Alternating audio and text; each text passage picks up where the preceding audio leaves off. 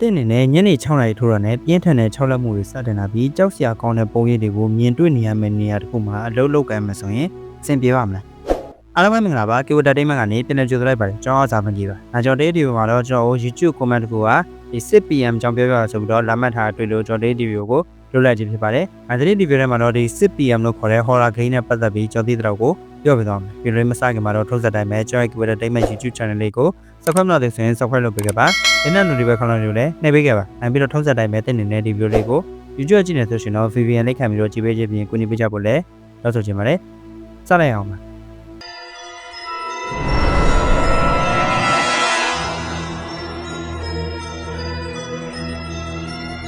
6pm ဆိုတော့ကတော့အားလုံးသိတဲ့အတိုင်းပဲဒီ Roblox ပေါ်မှာဆော်လို့ရတဲ့ psychological horror game တစ်ခုဖြစ်ပါတယ်ဒီ game ကို2022ခုနှစ်တုန်းကဒီ Post Studio လို့ခေါ်တဲ့ developer team တစ်ခုကနေစတင်ဖန်တီးခဲ့တာဖြစ်ပါတယ်။ game ရဲ့ပုံစံကတော့ security တယောက်နေရာကနေစောင့်မှာဖြစ်ပြီး first-person game မျိုးစားတစ်ခုဖြစ်ပါတယ်။ security တယောက်ဖြစ်တဲ့အတွက်ကြောင့်မလို့ညဘက်ဒီအဆောက်အဦထဲမှာညစောင့်လို့ရင်းနဲ့လှည့်လည်သွားလာပြီးတော့ဒီခန်းတွေမှာရှိတဲ့ဒီ test တွေကိုလိုက်ပြီးတော့ပြုလုပ်ရမှာဖြစ်ပါတယ်။သူတို့လျှောက်သွားနေရင်လည်းကြောက်စရာကောင်းတဲ့ဖြစ်ရပ်တွေပုံရိပ်တွေကိုမြင်တွေ့ရမှာဖြစ်ပြီးတော့သူတို့အနေအထားကြားကနေလွတ်မြောက်အောင်စူးစမ်းပါပါ။ဒါကတော့ game အကြောင်းကိုအကြမ်းမြင်ပြောပြခဲ့တာဖြစ်ပါတယ်။ထပ်ပြီးပြောပြပေးချင်တာကတော့ဒီ game ရဲ့ story line ပါ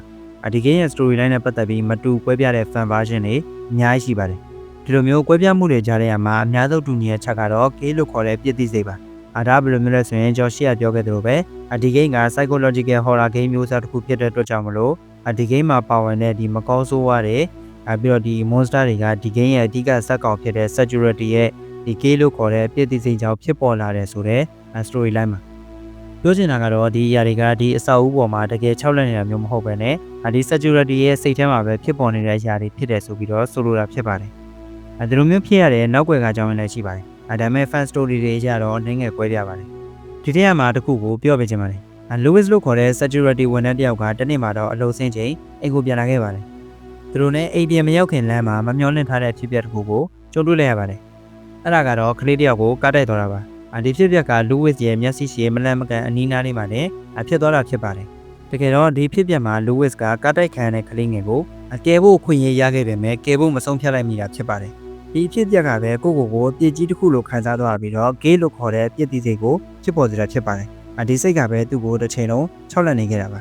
နောက်ပြီးကျွန်တော်ရှေ့မှာပြောဖို့ကြံခဲ့တာကဒီဖြစ်ပျက်ကြီးတစ်ခုလုံးကညနေ6နာရီတီမှာဖြစ်ပေါ်ခဲ့တာဖြစ်ပါတယ်ဒါကြောင့်လည်းညနေ6နာရီကိုရောက်ပြီဆိုတာနဲ့ Louis ရဲ့စိတ်ထဲမှာတင်းရောက်နေတဲ့ gay လို့ခေါ်တဲ့ပြည့်သိစိတ်က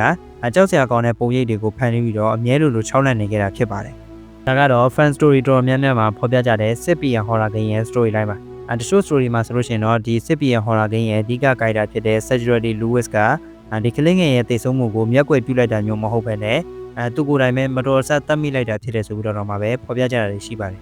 ဟုတ်ကဲ့ပါကျွန်တော်ခုပြောပေးခဲ့တာကတော့ 6pm လို့ခေါ်တဲ့ horror game ရဲ့ story line နဲ့ပတ်သက်တဲ့အကြောင်းတွေပဲဖြစ်ပါတယ်ဒီကြောင်းနဲ့ပတ်သက်ပြီးရေးတဲ့ထင်မြင်ချက်ကိုလည်းအောက်က comment မှာဝင်ရောက်ရေးသားတော့ရပါတယ်နောက်ထပ်ဗီဒီယိုလုပ်စီတဲ့အကြောင်းအရာနဲ့သိချင်ကြလို့ရှိရင်လည်းအောက်က comment မှာဝင်ရောက်ရေးသားတော့ရပါတယ်ကျွန်တော်တက်နိုင်ဆုံး reset လုပ်ပြီးတော့ဗီဒီယိုရိုးပြောင်းဖန်တီးပေးတော့ဗီဒီယိုလေးဆုံးကြည့်လို့ကျေးဇူးတင်ပါတယ် like and subscribe လေးလည်းနှိမ့်မတော့မိပါနဲ့နောက်ဆက်တော့ကြောင်းလေးဆက်ကောင်းကြောင်းနဲ့အတူပြန်လာခဲ့ပါအောင် bye bye